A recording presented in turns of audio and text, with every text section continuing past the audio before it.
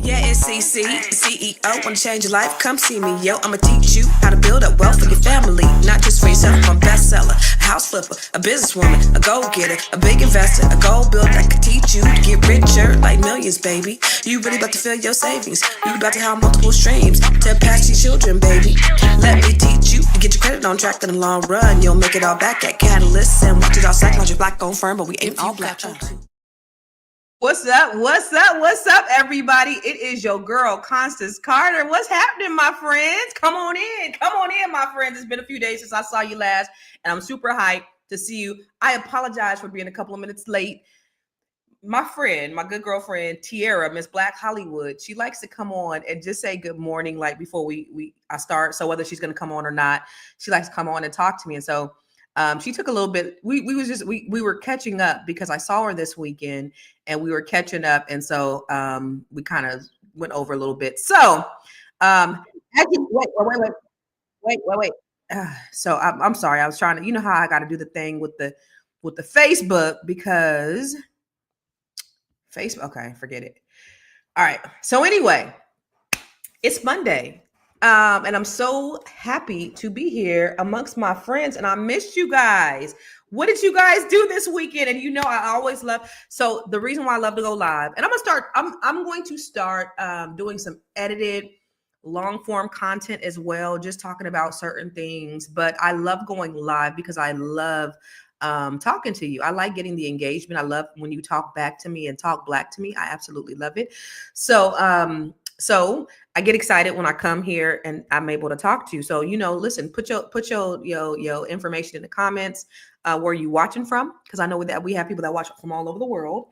And so, you know, I want to hear from you where you are. It's just me today, so I don't even have Jahari in the background, so helping me out. But what's this? I need it. What's up? I need it from the gym, from the DMV, in the gym, the Grow Your Money Club. Yes. What's up, Sophia from Stockton, California? Hey, Travis, thank you. I appreciate it. Happy Mother's Day. Happy belated Mother's Day to all the mothers out there. Travis said I got to spend time with great women in my family. That is dope. Travis is from the DMV. We got to connect sometime, Travis. You know what? Listen. Make sure that you come to the Get Financially Lit mixer that we're having at a Focus Social Club. We're going to have it. It's going to be it's coming up on June the 5th. My good girlfriend April Sampay is going to be there. I don't know if you guys know about it, but make sure you get your tickets. Go to Eventbrite. DC, it's time to get financially lit. Join us Thursday, June 5th at Focus Social Club for a powerful evening of connection, cocktails, and conversation. Meet wealth builders, thought leaders, and game changers ready to pour into you. Live music by the incomparable April Sampay.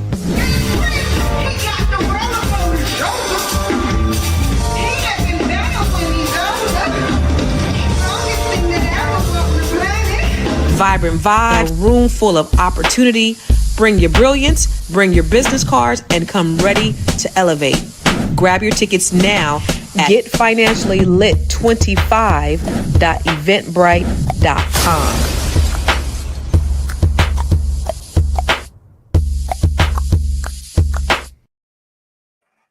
Hey, Travis, and anybody in or around the DMV area, and even if you're not, if you want to come down and hang out with us for the weekend, that will be cool too, because that weekend we're having a getaway for the Net 7 Collective. And so that Thursday, we're going to be doing the Get Financially Lit. We're going to be doing the Thank you. We're going to be doing the Get Financially Lit mixer. And then that's Thursday. Friday, we're going to hang out. Net 7, come out and hang out with us. Saturday, we're going to hang out. And then Sunday, April is going to be performing at the Capitol Jazz Festival with Malcolm Jamal Warner, which is going to be awesome as well. So y'all come out here, come down to the DMV, come with us. But yes, I was talking to my girlfriend, Miss Black Hollywood, which hopefully will be on here with me tomorrow. She don't be waking up on time. I will give her a pass though, because it is the West Coast. It is 8:00 in the morning out there, and I know sometimes it's hard because I don't know if I'd be able to get up here at 8:00 in the morning and have vibrant conversations. Because I've been up, since I've been up for the last probably 5 hours, so I'm good and ready. But I know she's probably just rolling over. However, but I'm happy to be here. Listen, last week we had the Economic Elevation Summit. Now, let me ask you a question. So, for those of you who are watching, did anybody get a chance to be there in person at the Economic Elevation Summit? Anybody get a chance to be there at the Economic Elevation Summit? Anybody in the audience? Or did you get a chance to watch it virtually? Because there were a lot of people that were watching it virtually as well. So we had the Economic Elevation Summit over with Dr. Boyce in Miami, and it was so fun. I had such a great time. We had for those of you who were able to be there, that's great. That's awesome. For those of you who were able to be online, that's awesome. There's nothing in the world like being in the room. And I'm telling you, just in my experience, just from just over the years of growing my business, networking and being in the room has been the big differentiator. It's great though. You this right here, you being online, you doing virtually, that's like the beginning. And that's cool too. Just be there, learn as much as you can, grow as much as you can, share as much as you can. Being in the room is a whole nother level because you get to network with people. So I've been blessed and fortunate. People are like, well, how have you been so successful being, in California? I'm from San Jose. I lived in Stockton, California for a long time. You in Stockton, California, like, how are you so successful? And that was just by virtue of me being in these rooms. Someone asked me over the weekend, how were you able to make that transition to the DC area, to DMV, successfully do it? Now, you guys, and this is a blessing for me. I have been in rooms that people who've been here, their whole lives haven't been in. I have access and proximity to things that a lot of people don't. Now, I don't have access and proximity to everything. There's a lot of rooms that I haven't been in. Okay. But just by virtue of me having these relationships that I've had developed over the years by networking, by getting in certain rooms, I get invited to certain things. So when I moved here, the transition was not that hard because I knew all of these great business owners. I knew all these very successful people. So when I moved here, I would ask them, of course, I wasn't just moving out. I just didn't come out here and they were inviting me, but I was like, hey, where do I need to be? What event do I need to be at? Where do I need to be networking? Where do I need to be meeting people? Because I'm brand new. My family, everybody is in California. I don't know anybody, but I need to be in some rooms. And they would invite me to be in the rooms. And so that's the reason why that transition for me was able to not be as hard as it could be. And I love it. I absolutely love it. So if you have opportunities to be in certain rooms, certain places and spaces, I would definitely recommend. So like for the ABNC, All Black National Convention is coming up, I believe in August. Make sure that you're try to get there in the room. And I believe it's in Atlanta. The Power Networking Conference, where I've met millionaires and billionaires. That's where I met Dr. Boyce. That's where I met Dr. George Fraser is one of my mentors. His sister, Dr. Emma Fraser Pendleton. And oh, by the way, please say a prayer for her. She's had, some injuries. And so she's been hospitalized, but she's one of my mentors, but I also coach her. Like I coach this lady who is a renowned Harvard PhD who has been on stages with many thought leaders. I coach her, but it's again, by virtue of me being in those rooms with those extremely important people and then them entrusting me. So Dr. Emma Fraser, like I mentioned, let me just show you her. She's part of the Net 7 Collective. And if you don't know who the Net 7 Collective is, it's a wonderful community of women, but this is Dr. Emma Fraser, but send a prayer out to her, please, because she fell. And she's having some medical challenges, but she's one of the most brilliant people I've ever met. When I joined the Net 7, I had no idea of Constance connection. I met a group of women that changed my life. But Constance showed me when you get one-on-one coaching with her, you get a certain amount of those. You meet these women. We learned about government contracts. We learned how to build wealth. We learned about real estate. And we built a sisterhood that sustains me to this day. So I'm telling you, if you want to rock your life, if you want to grow your brain, if you want to upscale your brand, you can get all of that with today's purchase of the great. And I tell her, her name Constant is who she is. She is constant. She is resilient. And you will feel like you're the only one in a group of women because she has an intimate touch when it comes to knowing her clients. Yeah.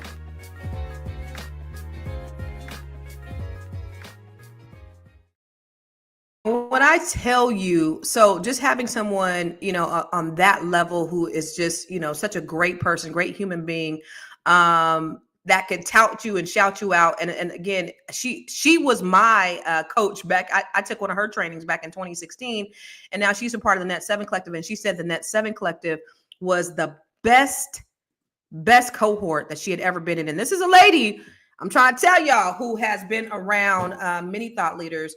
And so just to have people like her, that's by virtue of networking. So I see that Gary Hatcher says that I'm trying to go to the event in August. If you can get in the room, and I'll be there, Miss Black Hollywood will be there. So if you can get in the room, make sure you do. Again, these things right here, they're great. They're absolutely awesome. There's nothing wrong with being online. This is great. You learning, you growing, you sharing, but being in the room is everything. So I just want to encourage you to do that. So what else did I do? So this weekend, I went to Miami, like I said, at the Economic Elevation Summit. It was great. Now, you guys, let me tell you what happened. And then we're going to get into sinners, because I got some gems to drop on you. I just watched Sinners over the weekend, so I got some straight gems, and we're going to talk about it. But the Economic Elevation Summit was cool. I give shout out to Dr. Boyce Watkins, because I've been bringing my daughter, and I don't know if you heard the person that said, yeah, at the end of that video. That was my baby girl. And that was my daughter, Kyle. And it's funny because she has been coming with me to conferences since she was 14, right? And I brought my oldest son to a conference last year, the Power Network Conference. When I tell you, wait. So when I was I'm getting ahead of myself, but I'm getting excited because listen, my kids make me so proud. But I brought my kids I always bring my daughter. I went to dinner with Dr. Boyce a few months ago. Him and Dr. Alicia. I brought two of my kids because they're the only ones home. Other two kids are in college. So so I was just gonna bring the two of them, and then my oldest son was like, "Mom, I'm coming home from college that week. I can't go to Miami." And I'm like, "Dang," so I had to get him a ticket last minute. It cost me, $1 million to get him a ticket so he can go. So we're on our way to the airport. And so we just coming out the gates from my house. And then I call my middle son, who's all the way in California. And he's like, "Mom, why everybody's going except me?" And I was like, damn. And I had just had a conversation with him a few days before and was like, I really want to take us on a family vacation this year, all four of us, but he's out there and, whatever. So I went ahead. Before I got on the freeway, I got him a ticket. That cost a cajillion dollars. But I said, you know what? What better opportunity would it be to bring my kids all together Mother's Day weekend and then have them in an environment where they're able to see Black excellence on display? So I brought my children and I had all four of my kids there, yo. It was so great. My oldest son, it was so cool because, well, first of all, my daughter can sell me better than anybody. Let me just show you. I just uploaded this video right now, so I haven't even gotten a chance to look at it. But as I was talking to you, I'm uploading this video right here. My kids, they're selling my products. So let me see it. Me, I'm sorry. All of You have any yeah, more of these? they're all his company.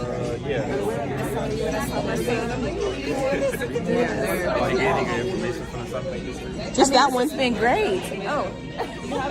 Hey, Mom. No problem. Just that one. This one? Yeah. Okay. How many did you need? I want 3 more. Okay. They're on Amazon. I don't feel like going on Amazon. You can go to Amazon. Now, so my daughter, let me tell you something. My daughter can sell my stuff better than I can. I love it. So she's been coming with me since she's 14. And she was like, I had described one of my books and she was like, "What are you saying, Mom?" No, so she's like, she got a whole down pat. She knows everything. So it's so cool. And this was my boys. So my 2 younger boys, this was their first time coming. So my oldest son, he's older. He's 20. He'll be 21. Man, this boy was networking his ass off. I took him to the Power Networking Conference last year, but he got so many phone numbers. It was crazy. I was so proud of him. And I had brought them up because I I brought him up because I wanted to just introduce, and I wanted to give a shout out to Dr. Boyce, because Dr. Boyce did something when my son was 12 that changed the course of his life. Let me show you really quick. So Warren just finished this Dr. Boyce Watkins children investment seminar. So Warren, tell me what you learned. So I learned about investments, money. What kind of investments? Well, investments, I basically learned about stocks and stuff, where when you're investing, you're basically buying a part of a company, and you can buy shares in that company. Mm-hmm. And so the more shares you buy, the more money you can get. By you completing this module, what's getting ready to happen? I'm about to get $1,000 to use to invest in stuff, and I'll keep the money. So you're going to keep the money, $1,000? Yeah, but I'm investing it with it. Tell me about liquidity. So liquidity is basically, okay. So that was my son when he was 12 years old. So after I bought him, so I bought it for all of my kids. I told all of them that if you guys take this and you finish it, I'll give you $1,000 and you can invest. So my son took that $1,000 and he took the class. He's the only one that did it. All the my other kids didn't do it. They were a little bit too young. And then my daughter, she was just like, meh. She wanted to do it after she found out he made all his money. But he took that $1,000. He made $8,000. It took him about 2 years. And then a few years later, when he was 16, he did this thing called Stock Tips with Warren, where he was helping people with stock tips. And so, oh shoot, you know what I forgot to do? Let me see if I can do that too. So he was showing people stock tips, and I wanted to show you. So he met Boyce for the first time in person. I have that video too. I should have brought it up. But anyway, he met Boyce for the first time in person, and it was so cool because Boyce spoke into my son's lives when they were there. He was talking to them just about being men and how they could make money together, and how he made $25 million with his brother, and like just telling them like the benefit and the power of them being siblings and how they could work together and how they can go further together. Now, I've been telling them this shit since they were little, but of course they're not listening to their mama. But for it to come from a man, and then them to quantify the fact that he made $25 million with his brother, they're now they can see the possibilities, and they were able to crystallize it. So being in those rooms does that. You understand what I'm saying? And then having your children in those rooms. Oh my God. So I brought my kids on the stage and I introduced them, and it was so cool because it was my first time bringing my children, like all four of my children. And then, my daughter, she can get on the mic and she knows how to do this stuff. But my children, it was my boys' first time, me bringing all four of them on. And so let me just show you what that looks like. Excellent. Legacy. Black excellency. Baby, let them see. I remember like listening to Wu-Tang, and they was like, your seed, marry his seed, marry my seed. That's how we keep Carter money all in the family. You see my father, son of a preacher man, whose daughter couldn't escape the reach of the preacher's hand. That charge of energy set all the Carters back. It took all these years to get to zero. In fact, I hated religion, cause here was this Christian, he was preaching on Sundays versus how he was living Monday. Someday I forgive him, cause strangely our division led to multiple religion I studied. Muslim, Buddhists, and Christians, and I was running from him, but he was giving me wisdom. See how the universe works? It takes my hurt and help me find more of myself, skipping the curse. One of the proudest moments of my kids. And so, I listen to this I try to adopt some positive things that they do in other communities. And one of the things that Jewish say that they do in their communities, they have dinner conversations about finances. And so it feels really good to hear it spoken back to me. I remember when my son, the one that was giving that information, he's the little one. He's the oldest son, but he's legacy, black excellency. So he's the one with the white shirt on. So just to hear them, just recycle the information that I give, right? Because you don't know, you could teach your kids as much as you can, but you don't know what they're going to do with the information. You don't know if you don't know what they're going to do. You don't know if they're going to get in trouble, if they're going to make one wrong decision that could really change their lives. So I'm blessed, and I'm not getting beside myself and thinking that, that they've arrived, because I know that they have to make decisions on their own. That same ninja also missed his flight on Friday, and I was so pissed off at him because his flight was 2 hours after ours. He was at the airport 3 hours early because he took us, and he still missed his flight. So he does stuff like that too. Does stuff like that. But just seeing them, and then I remember when he was in 8th grade, he said, "Mom, my biggest fear in life." He said this to me in 8th grade, and I remember us sitting at my office, and we were just conversing, and he said, "My biggest fear in life is that I won't be successful." And I thought that was poignant. And I'm like, for him to be a young Black man, and in certain areas, young Black men's biggest fear is that they won't make it to C21. So his fear was that he may not be successful, spoke to his yearning to be successful. Now, on the other hand, them Negroes is like, "Mama, you don't need no man, because we gonna take care of you." Negro, I don't want you to take care of me. I don't want y'all to take care of me. And I know that they're all going to be very highly successful. And so I'm grateful for that. But that he was networking his ass off. The other two, boy, they're a little bit younger. One's 18, one's 16, and they're a little bit younger. So, they didn't understand how to work the room. My son was having meetings in other rooms with other people. I don't know if you're anybody who's on here who had a meeting with my son, but he was over there networking, exchange of phone numbers. Somebody came up to me and was like, "Yo, your son just explained this stock to me, this one stock that I need to buy. And so I just made my buy right now." Like, yo. So I just thought, I'm so proud of them. I'm so proud of them. That they got to experience that. They were like, and it's so cool because I was asking them I wasn't asking, my daughter was asking them what was the best part of their weekend, and they were all saying these other things. I'm like, not being in the conference and watching your mom speak for the first time. They're like, "No, absolutely not. That was not our favorite part." However, just having them in a room. So every time if I can, I'm going to bring them with me, all 4 of them. Because, although it's expensive to have all 4 of them with me, the value is invaluable, is immeasurable that they get from being in rooms. My daughter knows George Fraser intimately, Lisa Nichols, Les Brown, she knows Boyce Watkins. She knows she's been around all of these people who operate in excellence. Michael Roberts, who's a Black billionaire. My daughter's been around all of this stuff. And so it's important that we show our children the possibility. She knows. But my boys, especially being young Black men, understanding and seeing what's possible is extremely important. And so being in those rooms, and not only being in those rooms, drag your children along in those rooms. There was a young lady who listens, and her name is Tara. And we actually met in the bathroom, but she said she was going to be there. She's going to bring her kids. Her son ended up faking on her, unfortunately, but I did get to meet her in the bathroom, and that was pretty cool as well. So,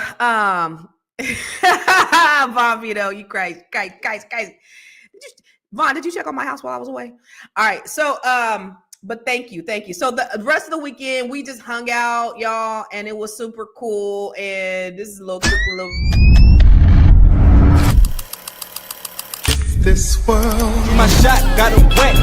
Bet that's all net, girl. That's wet. And a Gucci link that's for you. In my younger days, I used to sport a shag. When I went to school, I carried lunches in a bag with the apple for my teacher, cause I knew always got mad. That looks like a whole week worth of stuff, and that was just like 3 days. So we had a good time in Miami. Shout out to Dr. Boyce. We were able to make a work trip into a vacation with my 4 kids, and I didn't get a chance to see, make sure my son, my middle son, went back to Cali with my mama. So I got to check in on him, make sure I'm sure he made it safe, because my mama would have been blowing my ass up. But anyway, that was my weekend. Also Saturday night though, I saw Sinners. And my kids, my sons had saw it. My one son, they're so raggedy. Let me tell you this. I'm gonna tell you their secret. They're so raggedy. My middle son saw it 4 times, and my oldest son saw it 3 times. And they took different dates each time. They're, like I said, raggedy. So my middle son said he saw it one time with his friends, and then he went with girls, like different girls, the other times, and then my oldest son said the same thing. My oldest son is so raggedy because I'd be seeing him talking to different girls, and then then when he finds out the girls are talking to different guys, now he want to be heartbroken. I used to call him a lover boy. I used to be like, oh, this one gonna be married. He gonna settle down. He's probably gonna be that dad with the. I used to say he's gonna be that dad with the fanny pack on. but yeah, like, how you gonna get mad at her because she got other friends, and then I be seeing what you be doing. He's like, but it's not. That's how a lot of men are. They like that in their 50s. They want you to be faithful to them. They want to be the only one that you be talking to, but then they want to be able to talk to. That's how y'all be. And it starts early. And it don't change. And I remember just having a conversation with somebody who was older, and they were talking about how, at 70, they were having issues with men. And I remember just talking to them, and my daughter was listening. She was like, you mean to tell me these men is acting up at 70? Acting up at 70. Girls don't never act right. It's like, damn, can we get a break? Anyway, y'all. All right, let's talk about sinners, because I think there are some real good financial. Let me just go to your comments real quick. What's up, Tamara from South Carolina? All right, so listen, let's go to sinners, because I think there's some really and Vaughn, so my friend Vaughn, who's on here, he is not only is he a movie buff, but he is a movie producer. He executive produced different movies. He used to write on different sitcoms like Martin and things like that. And he is just a very, very talented brother. And I believe he saw Sinners. And so I definitely want to have a conversation, but I want to have a conversation with you all about Sinners. Like, what did you guys get from Sinners? Because I got a lot of different things. I got some religious things. I got some symbolic things, but I wanted to talk to you about some financial things that I got from Sinners. And, I found it very ironic, because if you look at, I don't know if I'm not going to really give you any spoilers. I'm just going to talk about the symbolism of it. So I'm not going to tell you any plots or anything like that. But Preacher Boy had this scar on his face, and you can see that in some of the trailers. He had this scar on his face, right? And so I was just listening to different variations and different takes on what that looked like, and the scarification. And it was so funny, because the first night that I got to Miami, I met two women. It's about 11 o'clock. Me and the kids hungry. We go walk down to get something to eat.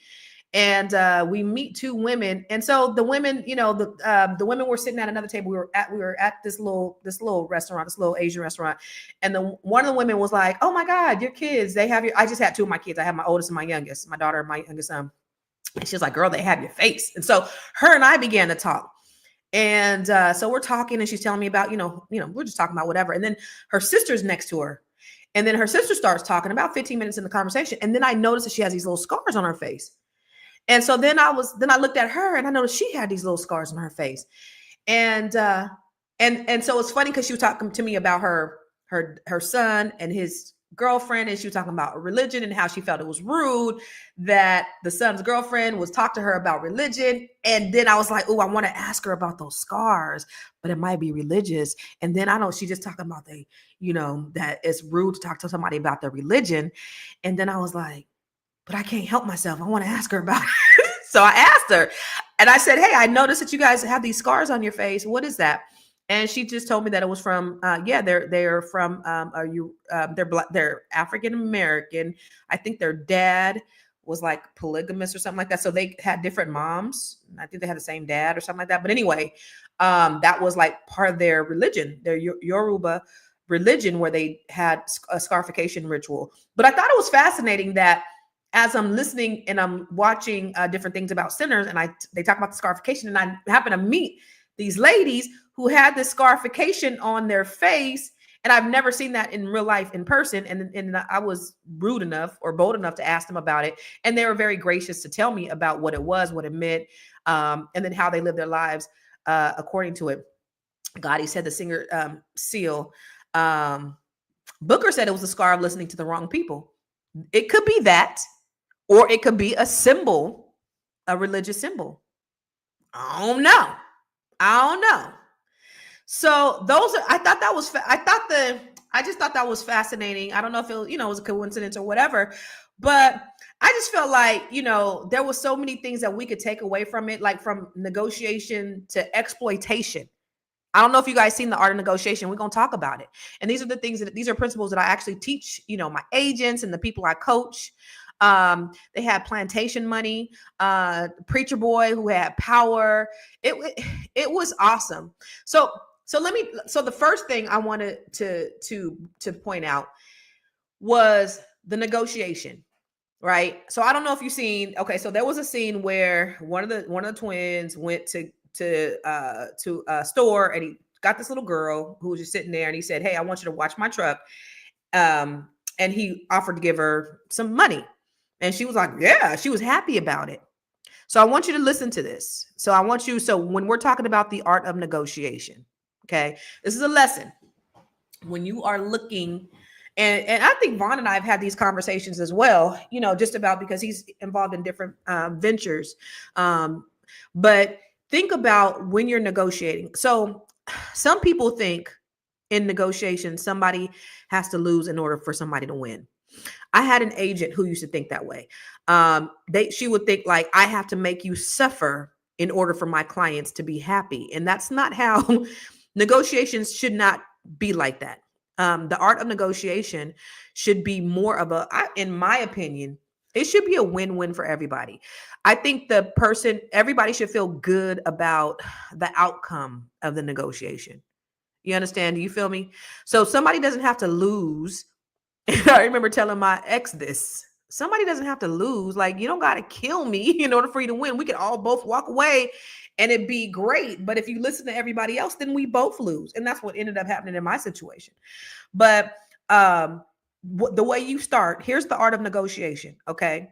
You have an idea of where you want to start. Okay. So say if your end goal, like the highest you want to go, is $1. They might say the lowest I'll go is 75 cents, but you don't know that and they don't know that. Okay. This is the art of negotiation. Think about this. And so as you're negotiating, so you say the highest I want to go is $1. I don't want to offend them, but I don't want to pay more than $1. You don't start at $1. That's the problem. Most people start at $1. I give you $1. And then it's like, where do we go from there? There's no art of negotiation. And they might say yes, and then you might feel good. Everybody, you might feel good. They feel good. They only wanted 75 cents. But when you understand the art of negotiation, you start lower. Okay. So as you're starting lower, okay, I know it's $2. I only want to go $1, but 50 cents may be, it might be offensive to them. So let me offer them 60 cents or 70 cents. And they're like, well, I really wanted 75 cents. You don't know that they wanted 75 cents. So you have a meeting of the minds and say you go to 75 cents. They're getting what they want at 75 cents. You're getting what you want. You're actually getting a deal, but you don't start at the top as a negotiator. Okay. So when you are negotiating a product or a service, you don't start at the top. You have an end in mind. Where do I want to be? What's my highest? And if we get there, I'll be okay with that. I'll be okay with $1, but I'm not going to start at $1. I'm going to start lower than $1. And then I'm going to work my way up. And if I hit $1, I'm good. If I go over $1, my threshold is $1. That's all I could do. But then there was this banter back and forth. They feel like they moved you. You feel like you've moved them. You're not paying full price, but they're also getting possibly more than what they anticipated in the beginning as well. So then it's a win-win. It's not somebody got to lose, somebody got to suffer, anything like that. You start somewhere and you have an end in mind. Y'all picking up what I'm putting down? All right, y'all got your notes? All right, Sophia said compromise. Yes. So put that in the comments. Somebody put in the comments, have an end in mind and start negotiation under the end in mind. Okay. So have an end in mind, but begin the negotiation lower. That's the first thing. That's the first lesson I think that we need to learn from this is the art of negotiation. How do we negotiate for the best possible result for ourselves? Yes. Have an end in mind in your negotiation strategies. Okay. All right. So the second lesson, so let me go back to know what your value is. Don't take the first offer. Don't take the first offer. Don't take the first offer. Whether it's a job, whether it's a contract, or it's a sale, you start from somewhere. Okay. All right. So the second thing I wanted to talk to you about is those Chinese people. It's bartering. Yeah. Have an end in mind, but begin negotiating lower. Yes. Yes. Yes. Yvette. Shout out to Yvette, which is part of the B1 real estate mastery training. And she out there killing it. She's doing arbitrage. She's in Virginia. She has a arbitrage property out in business out in St. Louis. So go girl, do the damn thing, get that shmoney. Yep. Begin with the end in mind. That's the number one rule in the 7 Steps of Highly Successful People book. Oh, good. Awesome. Awesome. I don't think, did I read that? Maybe that's why I got it. Listen, I've read a lot of books over time. So thank you. So the second thing I want to talk about is those Chinese people. What did you guys think about the Chinese couple and their daughter? Did anything stand out to you about the Chinese couple and their daughter? Put it in the chat what you think. I love you too, Laura. Thank you. Anything stand out about the Chinese couple? I'll say this: the Chinese couple, and put what you guys think. So the Chinese couple, to me, they were a representation of kind of the exploitation in the Black community. And it's layered. It's not that simple.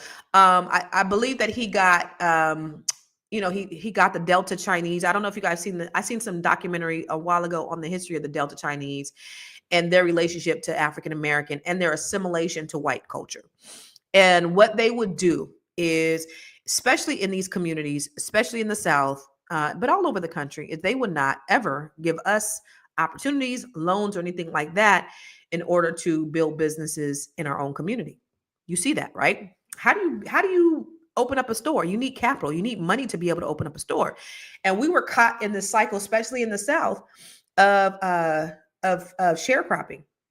And sharecropping was slavery by a whole nother name. And we're going to talk about that in a minute, because that was another principle. But their assimilation to whiteness, they weren't Black, but they weren't white. They would get opportunities that Black people would not get. Think about that.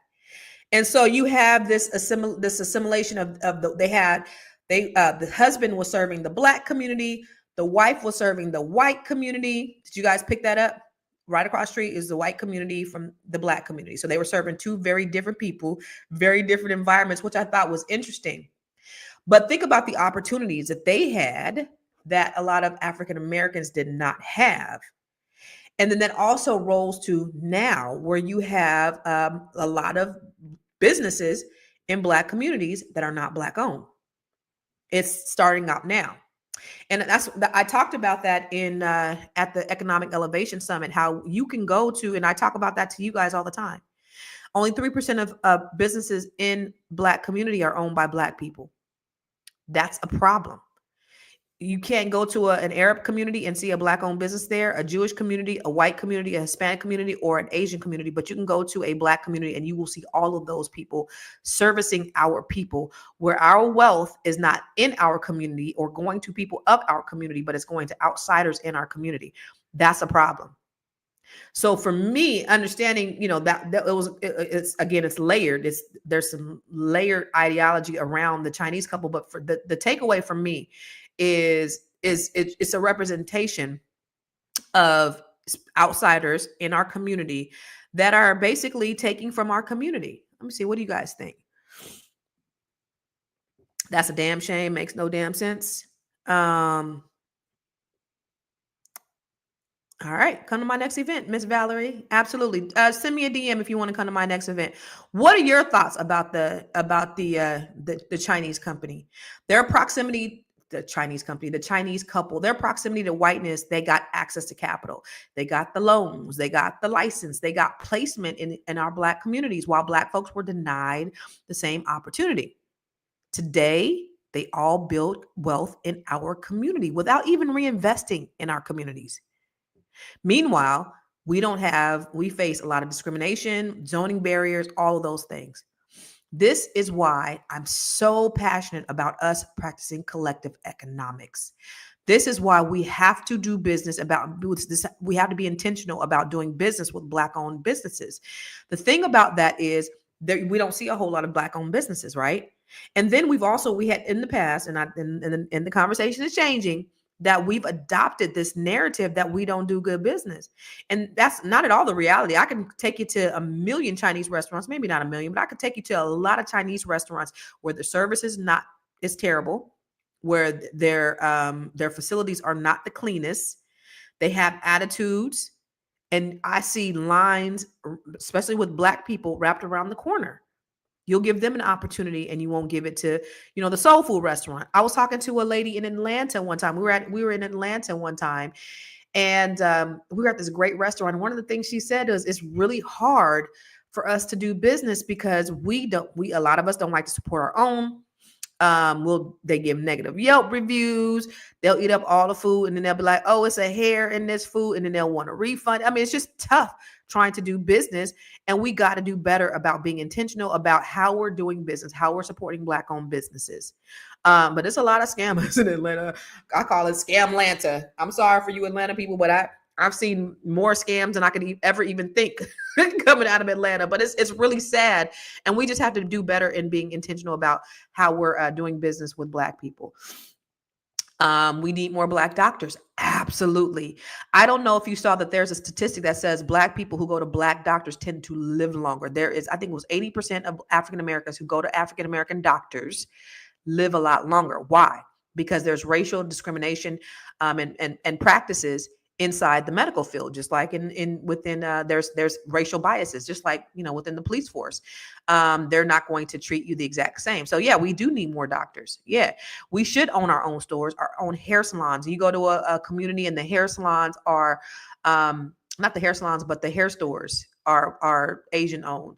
Grocery stores, laundromats, coffee. Yes, all of those. Thank you, Andrina. That's very necessary. It's very important. We have to be intentional about doing it. We got to get our own brick and mortars. Everything is not digital. Everything is not electronic. Everything is not online. So just being out in the communities and doing those types of jobs is that we need to have that. And we cannot pass a job to our children, but we can pass a business.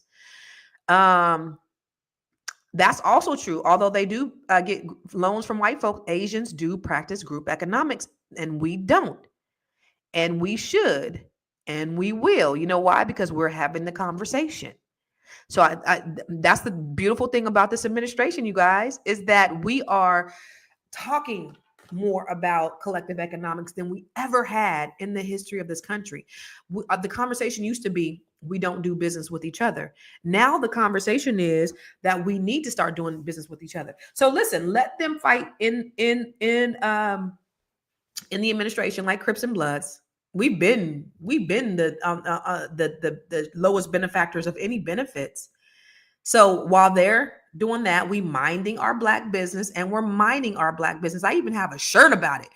I even created a shirt. If you go to conversationtees.com, I even created a shirt and I wore it over the weekend. In fact, I sold some at the Economic Elevation Summit, sold them out. But we're minding our Black business and we're mining our Black owned businesses. That's what we need to be doing right now. So while they're out here fighting, what we need to be doing is we need to be building. Okay. So let's continue to do that. So let me see. They don't even hire Black employees. They will be in our communities. And listen, Vaughn, when I go to I go to Ebony Beauty Supply. I go to Ebony Beauty Supply, and they'll have a Black person. They will have a Black person at the cash register, make you think it's Black owned, right? And you go in there, and I remember just walking around, just looking for a product, and I see that phone ring to the Black girl at the front. The Asian person is watching the cameras, and she's like, what is she doing in there? Why aren't you watching her? Why aren't you following her? And I'm listening to this girl on the phone tell this Asian lady why I'm walking up and down the aisle. It's ridiculous. So they will appropriate or try to assimilate into our Blackness, but really they're vultures. And that to me was a representation of what was happening with the Chinese people in the movie centers. What was your takeaway? They take their money back to their family. We have new open soul food restaurant that has been open in Napa. Okay. Oh, whites are the great proprietors. So it's a soul food restaurant that are owned by white people. Damn. Good. Just finished building our ADU on our property, getting ready to the midterm rent to military first family owned business. Congratulations, Andrina. Let's exactly. You're not gonna see peace in the world, no rib shacks in Chinatown. You're just not gonna see it. You're not going to see it. They're not going to let you open up no rib shacks in Chinatown, but they'll let you open up, that we'll let them open up Chinese restaurants, everything else, liquor stores owned by Arabs, Jewish businesses, everything except for what's owned by us. So we got to get back to FUBU, for us, by us. Oh, the carryouts don't. Yep. Oh, it's owned by blacks. Okay, good. So that was my takeaway. I don't know. Did anybody have any different takeaways from the soul food restaurant? Okay, good. Anybody have any takeaways from the Chinese couple? I think there was some other symbolism in there, but that was like my biggest financial takeaway from that is their proximity to whiteness, their access to capital, them being vultures in our community and still continue to be vultures in our community even till this day. Okay. Let's talk about the plantation money. So let's talk about the history of sharecropping. So I don't know if you know, sharecropping was basically slavery by another name. So after they could no longer get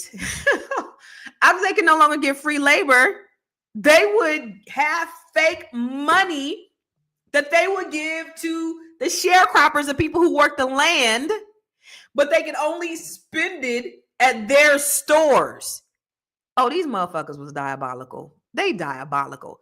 And I remember my uncle telling me that these sharecroppers, they would say, okay, let me give you the definition of sharecropping. So sharecropping was when these white people own the land, black people work the land. So they would crop the land and then they would pay them they would rent. They will be renters. They will be tenant farmers. They will be tenants of the land. They would work the land. And at the end of every year, because they're trying to work enough so that they can get off, they could stop working the land. But what would happen is the white landowners will say, oh, no, you're still in debt. Got to get you another year. And so these black people, it was a cycle. And these black people would just continue working the land until they died. And they would always keep them in debt. They would never have the freedom to leave, number one. And number two, they would sometimes pay them with this fake money. So I don't know if you've seen in that scene where the little girl had came to the, I forget her name, but she was the one who practiced hoodoo, I think. And so she brought her fake money. And he was like, why are you using this fake money? Whatever. That was plantation money. That was the money that they would give the sharecroppers so that they could spend money in their stores.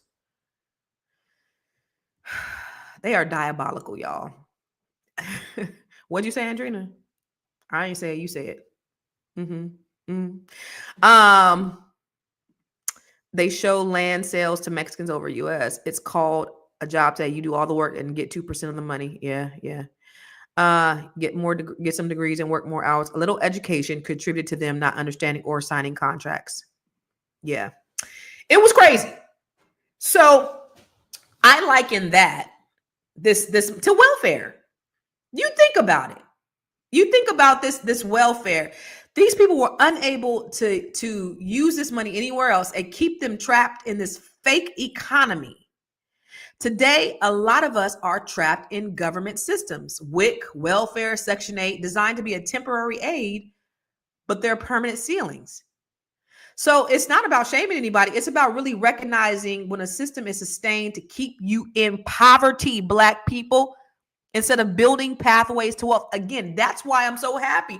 People are in an uproar right now because Donald Trump says, look, you guys got to limit. George Clinton, Bill Clinton said that back in 20 years ago. He supposedly put a limit on these welfare programs. He had the welfare work program. That's good. Get your ass off of Section 8. I remember somebody that was married into my family. I remember she had a job. She's in San Jose. When I first got my real estate license, she was making $20 an hour. And I said, yo, girl, don't you want to buy a house now? She was like, and give up my housing. She was paying like what, $50 a month? I don't know, $200 a month in San Jose, California. Because $20 an hour wasn't gonna give her anything, but she could have certainly moved out, to some other communities and purchased a property. But she stayed stuck in this cycle where she was dependent on the government. So had she purchased this property 20 years ago, when she could have, she would have been, her net worth would have been worth hundreds of thousands of dollars to this day. But we get stuck in this cycle of poverty and interdependence on the federal government and these programs. And so I'm glad that we're seeing this and we're waking up and we're like, aha. You remember on our, when we were on Coming to America? Aha. We starting to see what's going on. And so for me, that was a symbolism of the dependence on the government that we have to break free from, you guys. We got to break free. Turn welfare backwards and it's farewell. Peace. I mean, I'm not mad at it. I don't feel bad for it. I know some people need it. You know, here's the thing about it. In a capitalistic society, you need all, like, in order for this system to work, you need people in all statuses, right? You need poor, you need middle, you need wealthy. And what's happening is the middle class is being demolished, and you're just going to see more either ultra rich or ultra poor, and that's the way of that the economy in America is going. But in order for capitalism to work, you need all of them. I don't want you to be that. I want you to have the knowledge so that you don't have that. I don't want you to be at the bottom. You think about this. Everything good, we're at the bottom, and everything bad, we're at the top. Crime, credit, marriage, wealth, education, poverty, we're at the bottom. Right? At the top, well, I mix those because crime, we're at the top, education, we're at the bottom, welfare, we're not at the top. White people are at the top, but per capita, we're high up there. Wealth, we're at the bottom. Credit, we're at the bottom. Okay, so think about that. Education, we're at the bottom.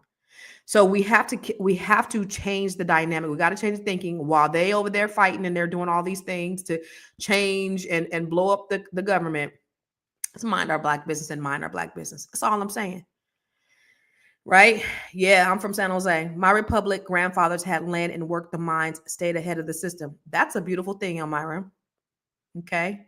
And you listen, it's time for us to be self-sufficient and independent as black folks. So I'm not mad at it at all. Okay.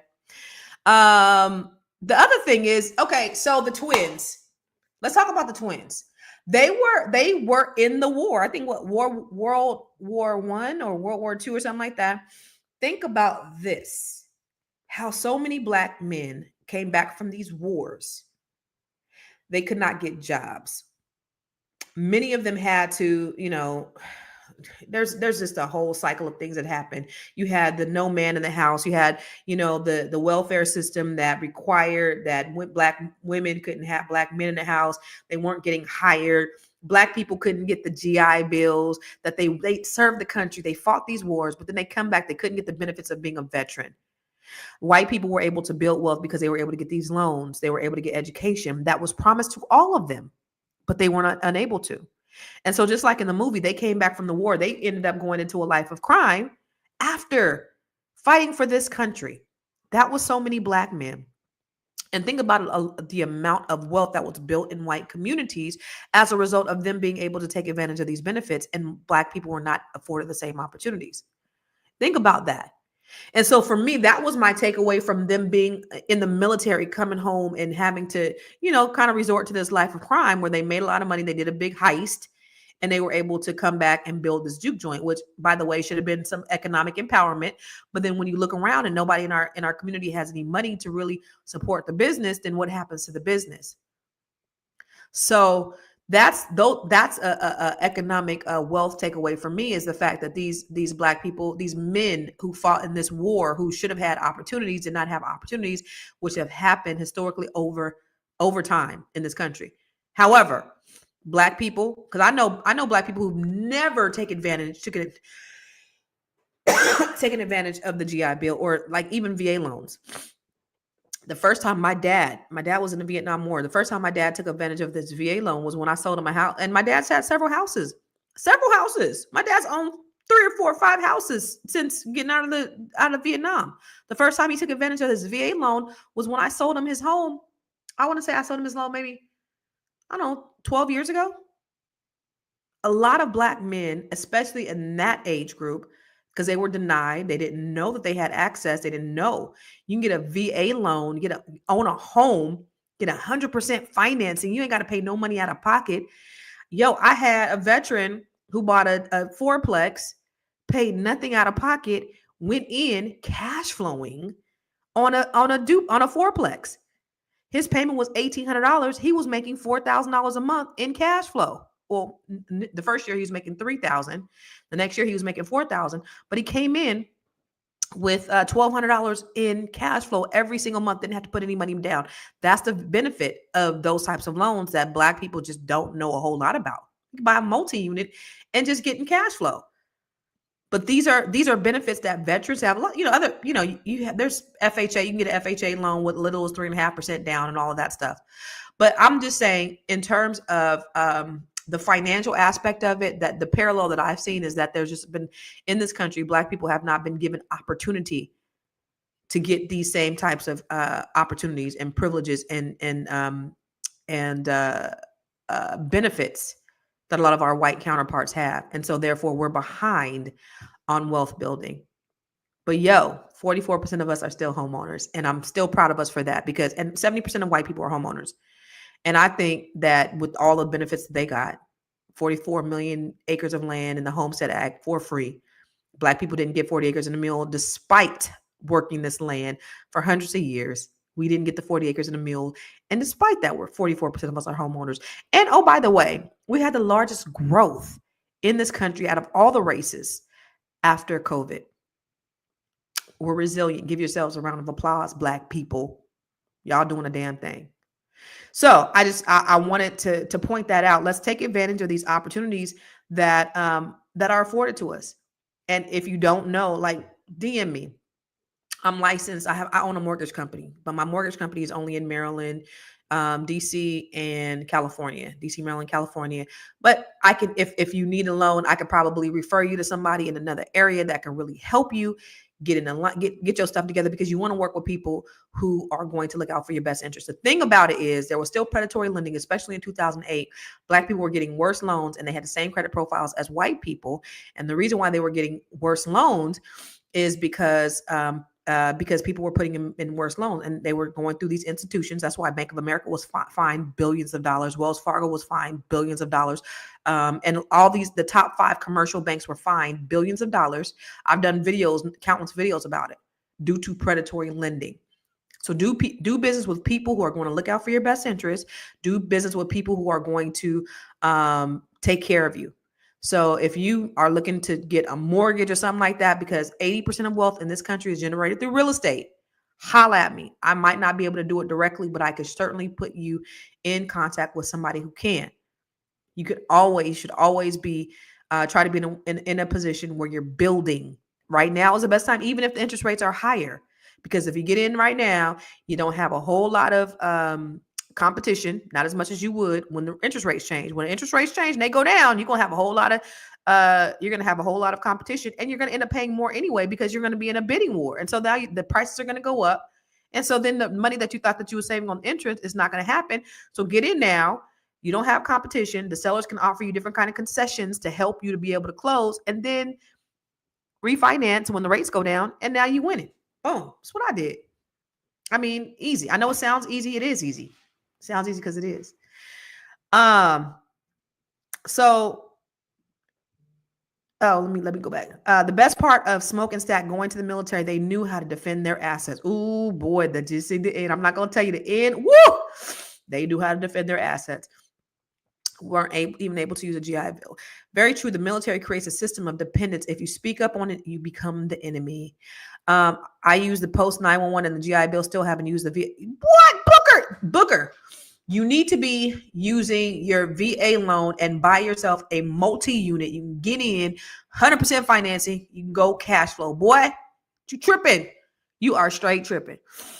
Kansas, the whites have subsidized in their housing, I bet, but there's things that you could take advantage of as well. Okay. My email, let me give you my email. It's Constance@ConstanceCarter.com. I'm gonna put it in the chat. My email is Constance@ConstanceCarter. That's my email address. Okay. Selma said, I'm almost 60. Is it possible for me? Selma, don't make me whoop you. You know, I've given mortgages to people in their 90s. So yeah, you can get a mortgage at any age. And you got to look at it again as an investment. And even if you don't pay off that mortgage in 30 years, it's something to leave to your children. The Bible says a good man leaves an inheritance for his children and his children's children. You want to leave more than just some debt. You do not, what Papa was a Rolling Stone, you want to leave more than just a loan. You want to make sure that you leave an inheritance for your children and your children's children. So yeah, shoot me an email. Go to Constance at constancecarter.com, and I'm happy to answer any questions that you may have. If you're not in an area where I do offer mortgages, I can help you find somebody. I can help you find a real estate agent. I can refer you to all that stuff.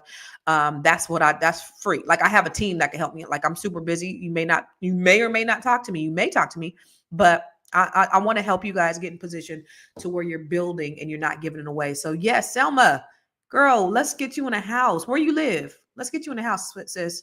Got to do it. Got to do it. They don't tell you anything to better yourself, but that's why we having these conversations, because we got to tell each other better to better ourselves. Real shit. We got to be the ones. We can't depend on them. They're not coming to save you. White people are not coming to save you. So we have to save ourselves. And that's why these conversations are critical when it comes to wealth building, because we have to be the ones to save ourselves. Okay. All right. And then you know what, before I go, let me see. Oh, before I go to the last one, I want to tell you about a training that I'm getting ready to. Is called Bring Your Idea to Life. And so the reason why I have these conversations is because I really want you guys to be in position to where you are the lender and not the borrower. I want you guys to be in a position to where you are the owner and not the tenant. Okay. I'm building business owners, whether your business is online, whether it's a brick and mortar. I want to help you to be able to bring your idea to life. I want to help you. If you have an idea, I want to help you to be able to bring that to life. And so I'm doing a training that's coming up on the 23rd. Understand, you don't need to search for a business. You are the business. Your story, your struggles, your skills, that thing that you have inside of you, that intellectual property that you have inside of you, people will pay handsomely for. You can monetize it. See, the big joke, the big gotcha is this country is not about racism. It's not about black and white. It's about green. And the powers that be, they use racism to keep us divided. Me, you know, all the people who don't have what the ultra rich have, they use racism. That's the reason why Lyndon B. Johnson said, if you could take the lowest white man and convince him that he's better than the best black man, he won't even know you're picking his pockets. Hell, give him somebody to look down on and he will give you everything he owns. They will vote against their best interest just so your black ass won't have it. And the powers that be can stay in power. That's all it's about. But once we have economic power, you see the Chinese people, they had the lowest voter turnout, but they're insulated from changes because they practice collective economics. A lot of them are business owners. So we got to teach ourselves to become business owners. So you already have an idea that's inside of you. My job is to help you to pull it out and package it so that you can profit it. Okay. Most people say broke because they're waiting to feel ready. They're waiting for perfection. Done is better than perfect. I have a saying now, beta now, better later. Perfection will come. I'm not perfect. I get up on here every day. And if I went, like I was talking to a friend the other day, and I think she's really talented. And I was like, yo, you should just do a podcast. And she was like, no, I want it to be like this. And I want to do this. And I'm like, girl, there are people who need what you have. There's information that you can give people. Just get on and just start talking. But she's waiting for this production for it to be perfect. And I'm like, that drives me crazy, because there are people who need to hear what she has, but she won't do it because she's waiting on perfection. How many of you are stuck in analysis paralysis, waiting on things, all the stars to be aligned? Meanwhile, folks is just doing shit and making millions of dollars on your ideas that God gave you, but because you didn't act on it, Because you didn't act on it, he gave it to somebody else. But understand, brother, understand, sister, that there are a billion people out there. So it's not too late for you to get your business together. Okay? So they said the graveyard is the most richest place on earth because there are so many ideas that died there. And you never want to live your life with would have, could have, should have. That's what I don't want. I don't want to ever get to the end of my life wondering what I should have done differently. The other thing is you don't need, people often think that they need a lot of money. You don't need capital, you need strategy. The problem isn't that you don't have funding, it's the lack of a clear offer. So you have something, but you don't know how to articulate it in a way that it can be monetized, where people believe in what you have to say. You listen to me. You've been on here for an hour listening to me is because I've given you some value, something that you could take. People who listen to me every single day, they come on here and they're waiting. And I appreciate the fact that you're waiting. You don't have to. But I've been able to articulate my value in such a way because of the things that I've been through. My hardships are the blueprint to help other people. Filed bankruptcy. I was homeless. I had car repossessions, bankruptcy, short sale, 379 credit score, and yet I built the largest Black-owned real estate firm in California. I have several books. I've been able to use the things that I've learned to help other people. There's something that you have. You know what's so funny? Over the weekend, and this is a good problem. My daughter was like, I love this. I love this for her because this is what we strive to do, right? Because we're talking about a lot of my daughter. I love her. I love her. She's able to articulate our book, Unbreakable. So Unbreakable, I was like, oh yeah, this is a book of 17 authors. She was like, Mom, this is a book. So I do the Net 7 Collective, right? And the Net 7 Collective is stories of resilience and trauma that a lot of the ladies that I had coached in the Net 7 Collective, we wrote an anthology. Now, I'm not the big ideation person. I was helping them to be able to articulate their value in their stories, right? In one of the sessions, I was showing them I was bringing it out of them. And somebody was like, wow, there's a lot of resilience here. We should write. It was Kamika King. She was like, we should write an anthology. I was like, bet. Within a month or two, we had this book. Beautifully written, right? And so I was explaining it to somebody, and my daughter was like, Mom, you're not even explaining it right. This is what it is, right? So she's explaining it to somebody. And then she says to me a little bit later on, as somebody is speaking, she goes, you know what? She said, I think I listened to, what you guys talk about and how you've used your hardship as a blueprint to help other people. She was like, I don't have no hardships. So I don't even know how I'm gonna be able to relate to people. And I was like, that did much. Whew, thank you, God. Because I worked hard to make sure that my baby wasn't touched. She wasn't spending the night at nobody's house. I worked really hard. But then they say, hard times create strong men create easy times create weak men, right? And then weak men create hard times. And so there's that cycle too. Because on one hand, you want to be able to shield them from the hardships that you've been through. On the other hand, you want to be able to, that you want them to be resilient and you want them to learn and take the business to the next level. So I said all that to say, but that's the reason why I did this. And I try to articulate my value to people so you understand the things that I've gone through. I can help you. The reason why I've been able to make, millions of dollars is because I've been through these things. I've had the hardship. I've had the setbacks. But what is his name? He lives out here. He says setback is a setback is set up for a comeback. Damn, I know his name. I'm friends with him. He's in forget his name. Okay. So you don't need capital. You just need strategy. The other thing is your idea could be the answer to somebody else's problem. This is what people don't understand. People will sit on their ideas. And I was just speaking to somebody about that yesterday. You sit on your idea, you're sitting on your value, your intellectual property, all these things, and somebody else needs it. And you are keeping somebody else's healing by you not operating in your greatness. Think about that. Somebody else's healing is dependent upon you acting in the thing that you need to act on. And so you got to get out of that. Oh, it has to be perfect. Oh, I'm not ready. Oh, all the stars aren't in alignment. I need to do this, this, and this. Somebody said, I need to get my master's degree first. You don't need to do any of that stuff. What you need to do is just execute. I always tell people, especially the people who are listening, I don't want you to just be a hearer of the word. I want you to be a doer of the word. The idea doesn't belong to he who thinks it, it belongs to he who executes it. So if you have an idea God's given to you in your heart, then you need to act on it and stop sitting on that gift that God has given you. If you don't move on your idea, somebody else will. If God has a goal and he has a message or a business or something that he needs to get out, if you're not going to do it, if you're not going to operate in this assignment, he going to get it done. You just ain't going to be the one to do it.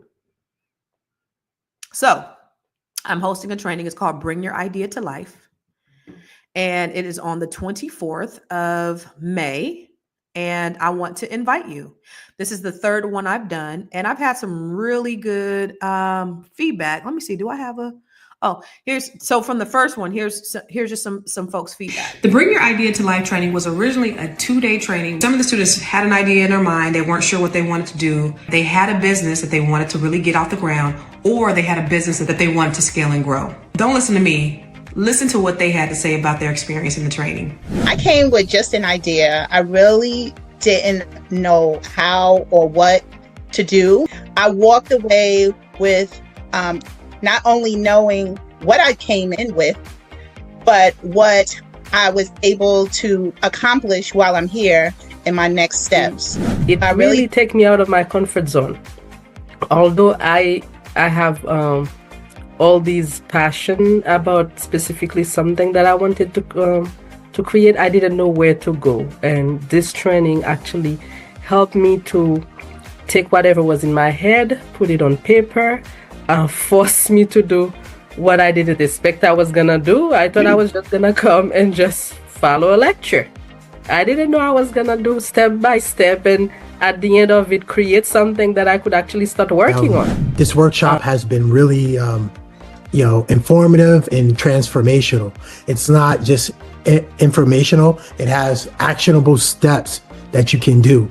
And like throughout this whole workshop, Constance always see where we were at, asking like, why would we buy, helping us crystallize our offer, helping us, have more clarity and be able to articulate our offering and our vision and what we can, provide. And, I recommend this workshop. It's really, it has been transformational, and I'm thankful for signing up. So listen, seating is limited because I can only take so many people in this training with me by myself. However, I want to help you get from ideation to manifestation to monetization. So you need to sign up for the training, and let's bring your idea to life.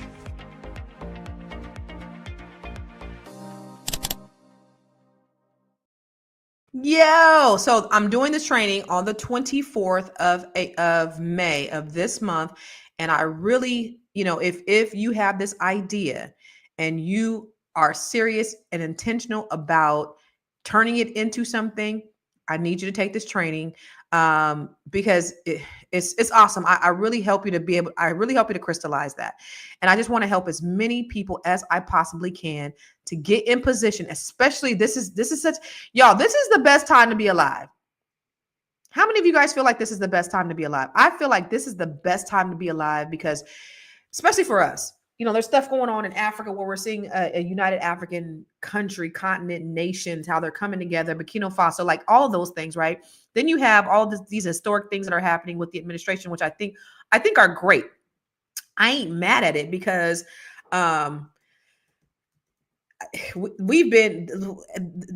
this country has never been beneficial to us as Black people. And so to be able to be in a position where we're actually seeing other people are seeing what's going on, and it's just a beautiful thing. So I think this is the best time for us to be alive. I think we just need to take advantage of the opportunities. I'm actually multitasking right now, y'all. But let me just show you really quick. I'm uploading a flyer for you really quick because I want you to go to Bring Your Idea to Life. Boom. Bring Your Idea to Life. Oh, I didn't like that one. Let me see. Nope. Go to Bring Your Idea to Life and sign up for this training. It's a 2-day training. Here goes another one. Bring your idea to life. Bring your idea to life. 6-hour boot camp designed to turn your idea into income. So y'all, this is you and me. We're going to get together for 6 hours. And I'm going to help you to articulate your vision. All right. I think it's so cool. Adrena said, that's why all Black National Convention and EYL's Invest Fest are so important. Invaluable information and education. Yes, absolutely. Collective economics is the key. Listen. Oh, Booker, I got 3 new ideas. I'm implementing them now. Good job, Booker. I love it. I'm jobless and I'm outsourcing my business. Okay, that's what's up. Amen, amen, amen. Von Hall said, this is definitely for me. So make sure that you sign up. You go to bring your idea to life. Okay. I want to tell you that. Okay. So I got one more thing to share with you about what I found that was, I thought was interesting in the movie Sinners. And oh, by the way, wait, I seen something from my girl, Lisa. Lisa said what? Lisa said something. Lisa Crawford, how you find my YouTube page? And oh, by the way, if you guys do not follow my YouTube page, please follow me everywhere. I am Constance Carter. Follow my YouTube page. Make sure you subscribe if you want to get access to all of this great information. I don't think I have a banner, but Lisa said, I'm a witness. I purchased with Catalyst multiple times. It was not just a transaction. It was very educational regarding wealth building legacy. Hit her up. Thank you, Lisa. Lisa was a client. And this is what happens. Lisa is a client of mine. She started out as a client and she became a friend. She prays for me. She does all of these great things, but that's what happens is, they go from client to friend and it's a beautiful thing. So Lisa she's purchased at least 3 or 4 properties from me. 3 properties, Lisa. But she's building wealth. Her mom came to me first. And I've helped her mom, her friends. Like I've helped so many people. But the biggest thing about the wealth building process is education. It's not just, I never operated from a place of transaction of just putting you in a home, but it's really been about transformation and how can I help you and help your mom and them and help your auntie them and just help the community as a whole build wealth. That's how I've always approached this business. So if you're looking to purchase or buy or sell property, DC, Maryland, Virginia, California, go to Catalyst Real Estate Professionals. We built the largest Black-owned real estate firm in California, and we are in those areas. And if you're not in those areas, I can refer you to other places. So let me wrap this up. I want to talk about Remick. He wanted Preacher Boy not just for his talent, but because he understood the spiritual, the ancestral, and the cultural power of Black music. Do y'all know how powerful Black music is? Do you know how powerful music is? They say that Satan was the director of music before he was exiled from heaven, before he was thrown out of heaven. But understand the frequency of music and how powerful it is. And you think about the culture vultures inside the music business. Think about what's happening over the course of these years. You look at our music and you see what's put out there. They would never, the people who own our music are Jewish people. They would never allow any Jewish people because they live on principle and integrity, and they would never allow a Jewish man to disrespect a Jewish woman. They would never allow the destruction of their community through music, and they understand what a powerful entity and force music is. And they don't put money into anything that's going to be positive. I often refer, and I always get a strike, but because YouTube don't like me sharing this, I always get a strike. But I think it's so important what Tank said. Look at what he said on Drink Champs. Our violence isn't the threat. Our love is. Our family separated. It's fine. It's perfect. The man staying with his family and raising his kids and pouring into his woman. That's the threat. That's why R&B takes such a back seat, because we're not promoting the aesthetic that continues to perpetuate the stereotype. You guys are killers. You guys are animals. You guys are savages. That's when you're at your best. So that's what we're going to reward. Those are the guys who get the $100 million deals. Those are the guys who fill up the arenas and stadiums and talk that shit. We love when you talk that shit. Love? We're cool. We're cool. We don't own conglomerates. It comes down to ownership. Yep. We don't own radio. We don't own streaming. We don't own media. We don't own none of it. Our violence isn't the threat. Our love is. Think about that. And that was one of the takeaways that I got is our frequency of music. You know, we are the purveyors of all things stylish and great and wonderful and beautiful. We create style. They try to copy off of our style, but understand how powerful music is and what it does, and how J. Edgar Hoover said that the biggest threat to America in 1955 was Negro unity. Negro unity, you unifying. So how do we destroy that? Well, we can no longer hang them from trees. You know, we've been doing that for years, but we can't do that. Let's infiltrate their communities with guns, with drugs.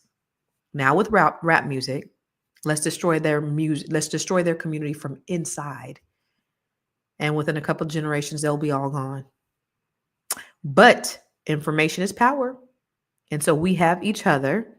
We have the knowledge. We have the information. Again, let's not just be hearers of the word. We absolutely have to be doers of the word.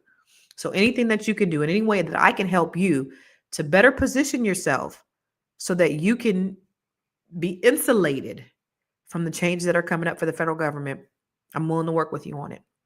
Go to my website. Everything is on my website. Go to ConstanceCarter.com. Anything, any way you want to work with me, whether it's through, if you're a Black woman, if you know a Black woman, you want that individualized coaching, you want that group coaching with the Net 7 Collective, let's connect that way. You can go to bookwithconstance.com, or you can go to Net 7 BBS. If you want to come to my training, bring your idea to life, come to the training. Let's help you crystallize your idea and make it into a business. If you want just information and knowledge and you want to learn how to grow your money and blow your money, go to the Grow Your Money Club. Go to growyourmoney.club. Go to growyourmoney.club. And I have training in there that'll take you from that employee mindset onto an investor. And that's what you need. Okay. So listen, this has been great. This has been great. I'm good. I just listened to Constance. I love her. I appreciate you. I appreciate you. Israel has deemed our youth our number one enemies. I'm not bad here enjoying. Okay. Oh, y'all having a whole conversation. Okay. I didn't know what that was going on. But ownership is the key, just like Andrina said, and it's up to us. If we want to be insulated from all of that, we have to take action. We got to take action. Y'all, white people is not coming to save us. Jews are not coming to save us. Nobody's coming to save us. We got to save ourselves. So now it's time to take action. All right. I got to get to my Catalyst sales call, which is happening in 4 minutes. So I got to go coach my agents, but I'll see y'all later. Love y'all. See you tomorrow. Be blessed.